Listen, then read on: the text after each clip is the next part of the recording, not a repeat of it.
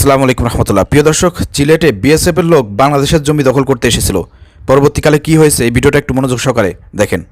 आपको कोई हाथ नहीं लगाएगा, लेकिन आप बंदूक की ये हम हमारा मुल्क है, हम यदि देश को बचाएगा। आप कौन है? हसीना ने दिया, हसीना इंडिया में, हसीना का बस के जवाब। ये हसीना नहीं है इधर। আলহামদুলিল্লাহ। প্রিয় দর্শক, সিলেটের সীমান্তে আমাদের বাঙালি ভাইরা খুবই সাহসী। এখানে বিএসএফের লোকজন বাংলাদেশের জমি দখল করতে এসেছিল।